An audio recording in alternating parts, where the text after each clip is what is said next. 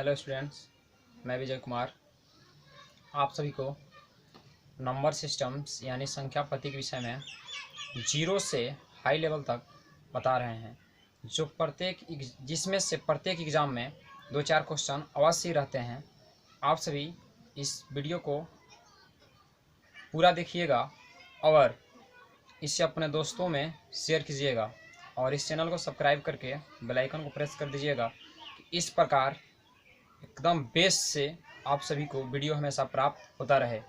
तो चलिए बिना रुके हम वीडियो को प्रारंभ करते हैं। जैसे कि नंबर सिस्टम, संख्या पद्धति,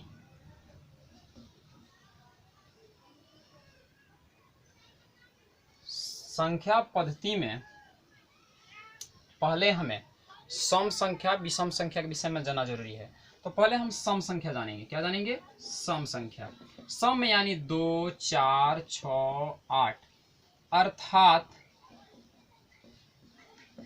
जिसमें 2 का पूरा पूरा भाग लगे, आपका हो गया सम संख्या। दूसरा होता है विषम संख्या। विषम संख्या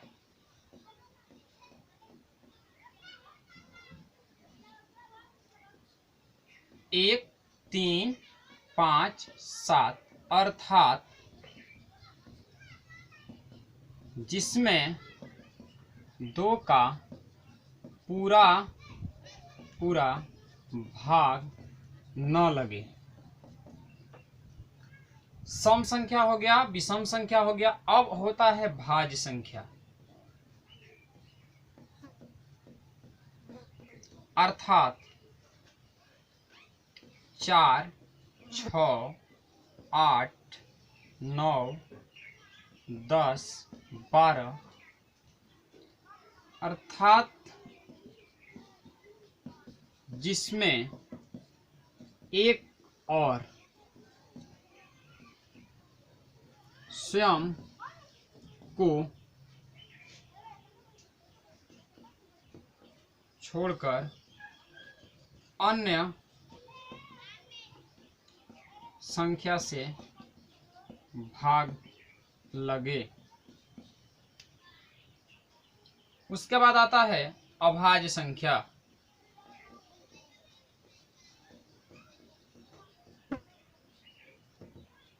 एक, 3, 5, 7,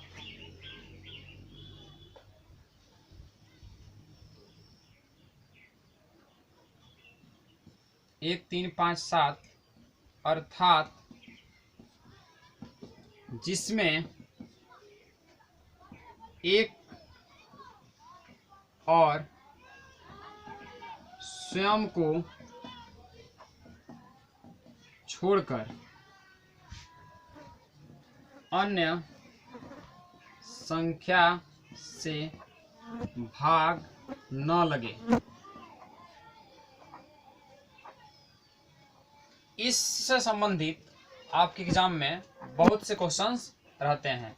पहले सम संख्या जाने, विषम संख्या जाने, भाज्य संख्या जाने, अभाज्य संख्या जाने। अब इस सम संख्या पर आधारित क्वेश्चन रहता है। क्वेश्चन रहेगा x और 100 के बीच कितनी सम संख्या होगी।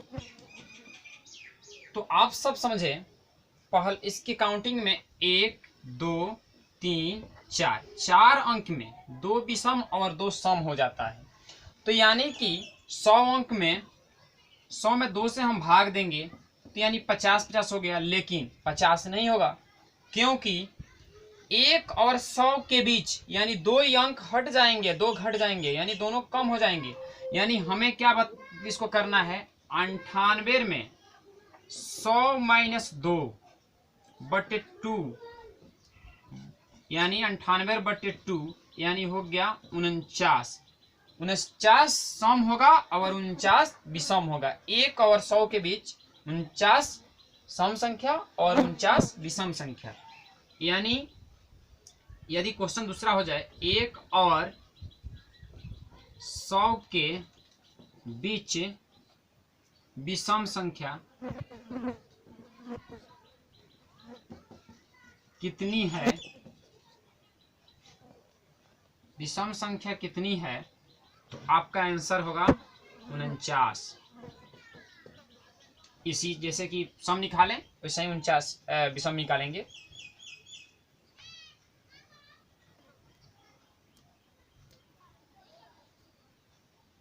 इसके बाद आता है क्वेश्चन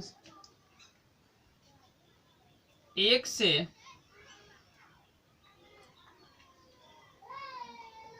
100 के बीच कितनी अभाज्य संख्या है। 1 से 100 के बीच कितनी अभाज्य संख्या है, तो 1 से 100 के बीच हम तो पहले उसको निकालने में तो हमें दिक्कत है, तो हम 1 2 3 4 5 6 7 8 9 10 11 12 13 14 15 16 17 18 19 20 इस तरह से हम सम और विषम को 2 भागों में बांट देंगे।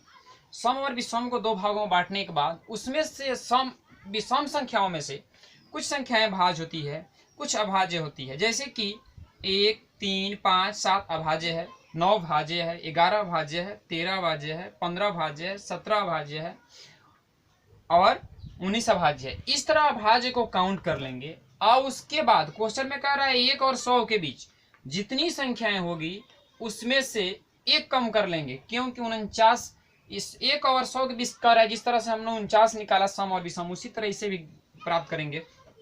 तो हम तो इसे करके देखें, आप लोग भी देखिएगा।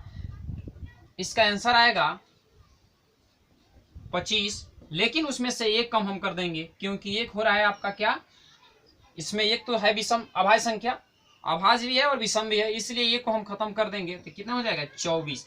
लेकिन अगर पूछे 1 से लेकर 100 तक, 1 से लेकर 100 तक कितनी अभाज्य संख्याएं हैं, तब आंसर होगा 1 से 100 तक कितनी अभाज्य संख्या है, तब इसका आंसर होगा 25।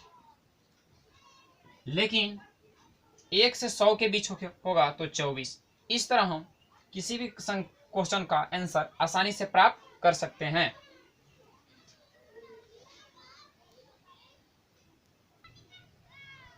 इसके बाद क्वेश्चन हो सकता है सबसे छोटी अभाज्य संख्या।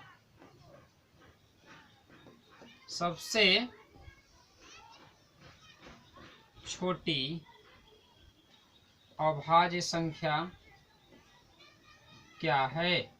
सबसे छोटी अभाज्य संख्या, तो अभाज्य संख्या आप लोगों को बताए हैं जिसमें एक और स्वयं को छोड़कर किसी संख्या से भाग ना लगे, उसे अभाज्य संख्या। तो सबसे छोटी अभाज्य संख्या, एक के बाद कौन सी संख्या आती है, 2। सबसे छोटी अभाज्य संख्या का आंसर क्या होगा, 2। फिर दूसरा क्वेश्चन इससे बनता है सबसे छोटी भाज्य संख्या।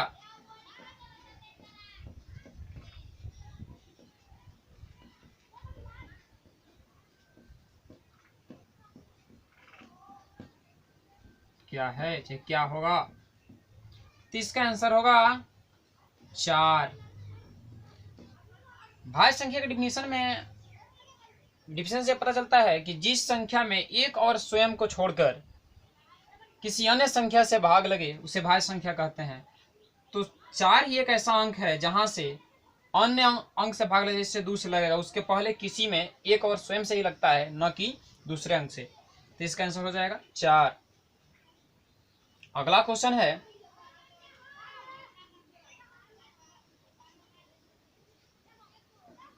कितनी अभाज्य संख्या सम है। तो 2 ही एक ऐसी अभाज्य संख्या है जो सम है, तो इसका आंसर क्या होगा, कितनी है पूछ रहा है, तो दो सम संख्या कितनी है इसमें, दो दो तो एक ही ना सम संख्या है, तो इसका आंसर होगा एक। क्वेश्चन घुमाकर एग्जाम में इस प्रकार से पूछता है। इस तरह से आप सभी को क्वेश्चन मिलेगा एग्जाम में। आज के लिए इतना ही, अगले दिन इससे भी ज़्यादा संख्या पद्धति से क्वेश्चन को हम सॉल्व कराएंगे।